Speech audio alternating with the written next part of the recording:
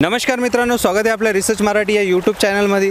आज माझ्या जीवात जीव आलेला आहे माझ्या जिवलग मित्रामुळे, कारण की काल आपला चॅनल कोमात होता, हॅक झालेलं होतं। बऱ्याचशा तुमच्यापैकी मित्रांनी नोटीस केलं असेल की काल चॅनलवर एक रशियन हॅकर आपला लाईव्ह आला होता आणि त्याने आपलं चॅनल हॅक केलं होतं।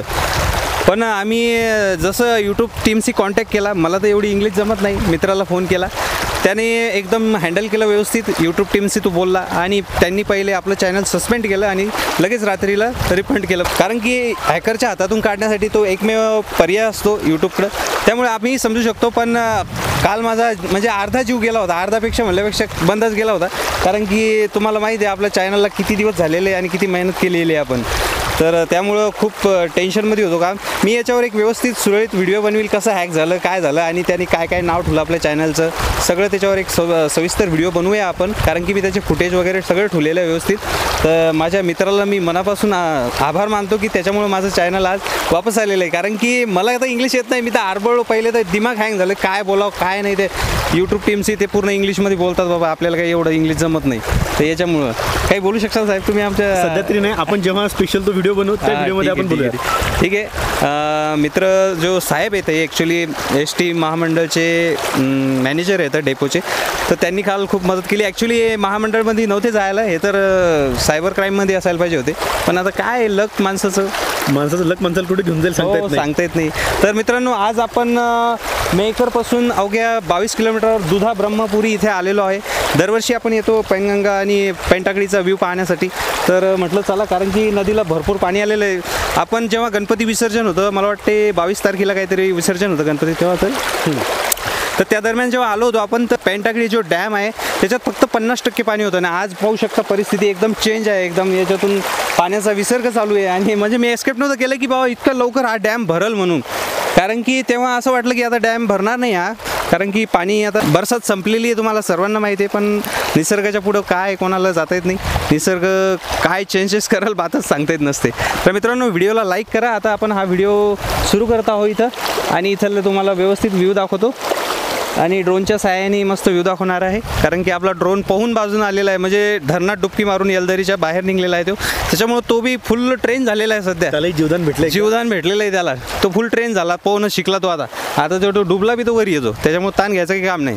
तर पाहू शकता नदीमध्ये भरपूर पाणी आलेलं आहे आणि वावरात पाणी यायचं म्हणजे वावरात सगळ्या पाणी दिसू राहिलं आपल्याला, काही विषयच नाही, झाडं आणि पाणी।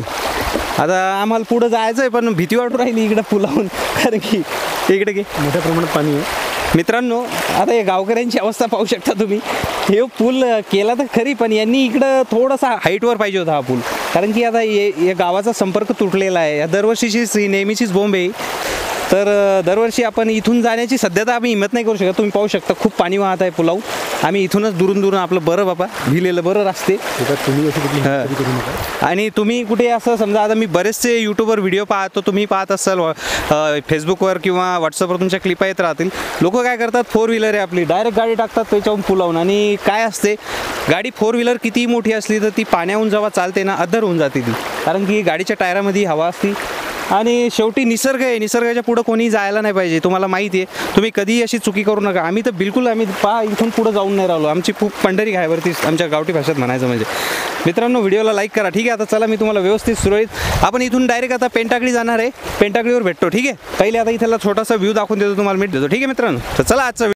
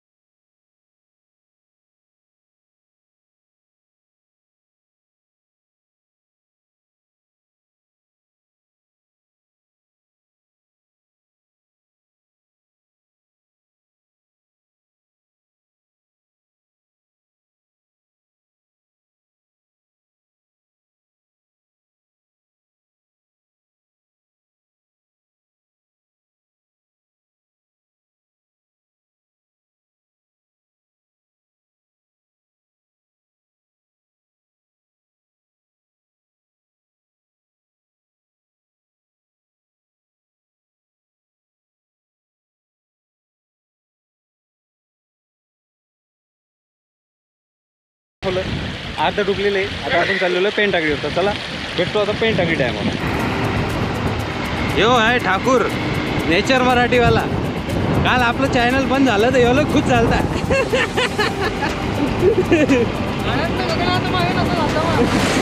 लय खुश झालं, त्याला वाटलं आता आपलं जमलं कार्यक्रम.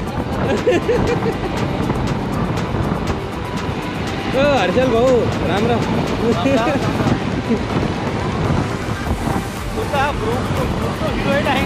हा GoPro 9 आहे का 8 ना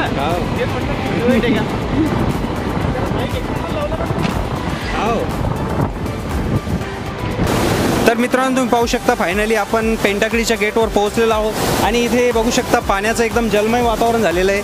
याच्या अगोदर आपण इथे आलो होतो, तो व्हिडिओ तुम्ही नसेल पाहिला तर तो पाहून घ्या. लिंक डिस्क्रिप्शनमध्ये आहे किंवा आपल्या चॅनलच्या प्लेलिस्टमध्ये तुम्हाला तो सापडून जाईल. तर त्या दिवशी आपण पाहिलं होतं की याच्यात 40 ते 45 म्हणजे 50%च्या आसपास पाण्याचा साठा होता. पण अवघ्या 10 दिवसातच हा जो डॅम आहे 100% भरून याचा पाण्याचा विसर्ग सुरू केलेला आहे. तर मित्रांनो याच्यातून जे पाण्याचा आवक सुरू आहे, या धरणामधून जी पाण्याची आवक सुरू आहे खाली इसापूर डॅममध्ये चाललेलं आहे. इसापूर डॅम जे आहे ते ऑलरेडी भरलेला आहे, तुम्हाला तर सर्वांना माहिती आहे, त्याचा व्हिडिओ मी टाकलेलाच आहे. तर मित्रांनो पेनगंगा नदीमध्ये पाण्याची पातळी खूपच वाढलेली आहे सध्या, कारण की सर्व महाराष्ट्रात पाणी खूप झालेलं आहे यावेळेस.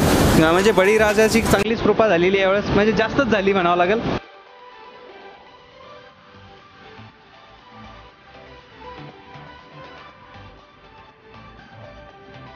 तर मित्रांनो आशा करतो की आजचा व्हिडिओ तुम्हाला नक्की आवडला असणार. व्हिडिओ आवडल्यास लाईक करा, चॅनलवर नवीन असाल सबस्क्राईब करा. आता लवकरच भेटू एका नवीन व्हिडिओसोबत. तोपर्यंत नमस्कार, जय महाराष्ट्र.